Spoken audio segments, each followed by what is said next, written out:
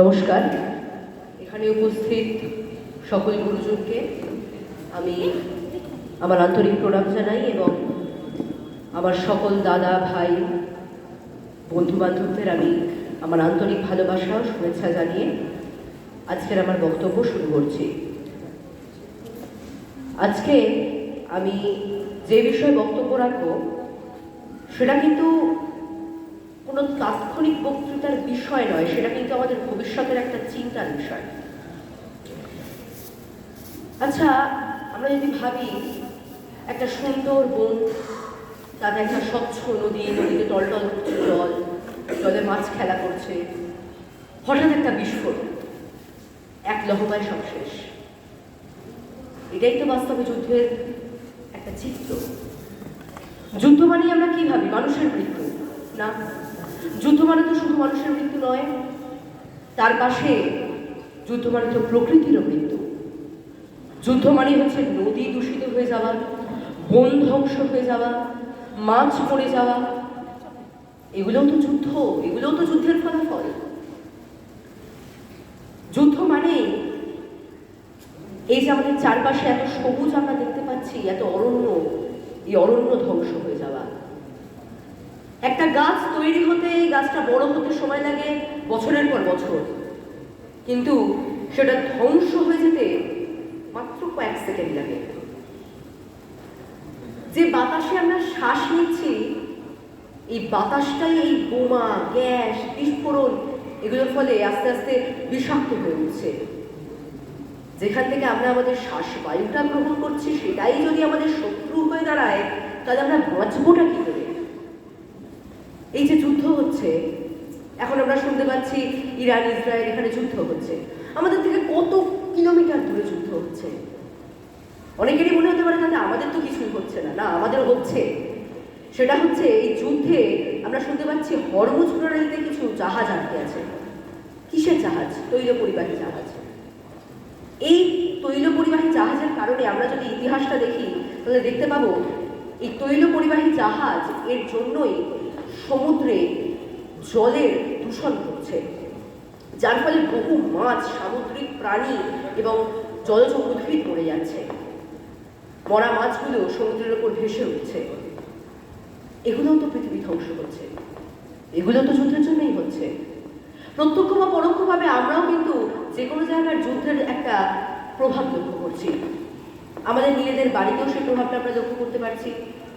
এই মুহূর্তে আমরা জানি রান্নার যে গ্যাস, সেই রান্নার গ্যাসের এখন একটা আকাল চলছে, এটাও কিন্তু যুদ্ধের জন্য। এখন সব থেকে ভয়ঙ্কর যেটা হয়ে দাঁড়িয়েছে সেটা হচ্ছে পারমাণবিক বোমা দিয়ে যুদ্ধ। হিরোশিমা নাগাসাকির ঘটনা আমরা সবাই জানি। লিটল বয় বলে একটা বোমা ফেলা হয়েছিল, নামেই খালি লিটল বয়, আদৌ তাকে লিটল বয়ের মতো কোনো ব্যাপারই নেই। এই পারমাণবিক বোমাগুলো কিন্তু কয়েক ক্ষণের মধ্যেই একটা পৃথিবীর বড় অংশকে ধ্বংস করে দিচ্ছে। শুধু কিন্তু এটা পৃথিবীর ভূভাগকে ধ্বংস করছে তা নয়, এটা কিন্তু আমাদের যে প্রকৃতি, এই প্রকৃতিটাকেও মুহূর্তের মধ্যে ধ্বংস করেছে। এই প্রকৃতির বিশাল একটা অংশ, এভাবে পুরো পৃথিবীটা কিন্তু আস্তে আস্তে আমাদের দূষিত হয়ে যাচ্ছে। এর ফলে বাতাসে এই কার্বন মনোক্সাইড, এরকম আরও অনেক দূষিত গ্যাস বাতাসে আস্তে আস্তে বাড়তে থাকছে, যার ফলে এরপরে যে শিশুরা জন্মগ্রহণ করছে সেই জায়গায়, সেখানে বিকলাঙ্গ শিশু জন্ম হচ্ছে। কেন? তাদের বাতাসের মধ্যেই তো দূষিত পদার্থ আছে। আমরা ভাবছি যে শুধু মানুষের জন্য হচ্ছে এই প্রভাবিত, তা নয়, প্রাণীরাও, প্রত্যেকটা প্রাণী কিন্তু এর জন্য প্রভাবিত হচ্ছে। প্রাণীরা তো আমাদের মতো চিৎকার করে বলতে পারে না যেটা আমরা পারি, তারা তো অসহায়। এই যে যুদ্ধ হচ্ছে, তাদের অপরাধটা কোথায়? তাদের তো কোনো অপরাধ নেই, কিন্তু তারাও তো আমাদের মতো সমান ক্ষতিগ্রস্ত হচ্ছে। ওই কারণেই মনে হয় কথায় বলে যে রাজায় রাজায় যুদ্ধ হয় আর উলু খাগড়ার প্রাণ যায়। আমরা কিন্তু এখন সেই উলু খাগড়ার জায়গাটা এসে পৌঁছেছি। এবার কথা হচ্ছে আমরা এখানে সমাধান এটাকে কি করে করব? সমাধান করার নিশ্চয়ই কোনো একটা পদ্ধতি আছে। যুদ্ধ কিন্তু কখনোই কোনো কিছু সমাধানের পদ্ধতি নয়। সমাধান করতে গেলে চাই শান্তি। সমাধানের একমাত্র পথ কিন্তু শান্তি। আমার একটা গল্প মনে পড়ছে, গল্পটার একটুখানি অংশ হচ্ছে, একটা দেশ অপর একটা শত্রু দেশকে আক্রমণ করতে চেয়েছিল। তখন শত্রু দেশ জানতো যে আমরা পরাজিত হয়ে যাব, কিন্তু তাতেও তারা মনের ভিতর বিশ্বাস নিয়ে যে দেশ আক্রমণ করেছিল তাদেরকে ঠেকাতে আক্রমণ হচ্ছে যে দেশ, সেই দেশের সমস্ত বাচ্চা বাচ্চা ছেলে মেয়েদেরকে সাদা পোশাক পরিয়ে হাতে একটা করে গাছ দিয়ে তাদেরকে শত্রুপক্ষের ঘাঁটির দিকে যেতে বলা হয়েছিল। এই দৃশ্য দেখে সত্যি শত্রুপক্ষের যারা সৈন্য ছিল তারা কিন্তু আর যুদ্ধ করেনি। তারা সঙ্গে সঙ্গে সেই অস্ত্র নামিয়ে রেখে প্রত্যেকটা বাচ্চাকে আবার ঘরে ফিরে যেতে বলেছিল। তাহলে আমরা কিন্তু বুঝতে পারছি যুদ্ধ করলে কিন্তু সবকিছু সমস্যার সমাধান হয় না, শান্তি বজায় রাখতে হবে, তাহলেই কিন্তু সবকিছু সমস্যার সমাধান হবে।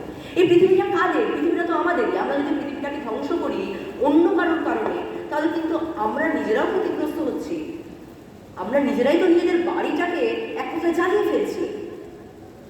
তাই আমি এই কথা বলে শেষ করতে চাই যে আমরা যদি এই পৃথিবীকে বাঁচিয়ে রাখতে চাই, এই পৃথিবীকে ধ্বংসের হাত থেকে রক্ষা করতে চাই, তাহলে আমাদের কিন্তু এখন একটাই কাজ করণীয়, সেটা হচ্ছে এই পৃথিবীতে আবার শান্তি ফিরিয়ে নিয়ে আসতে হবে।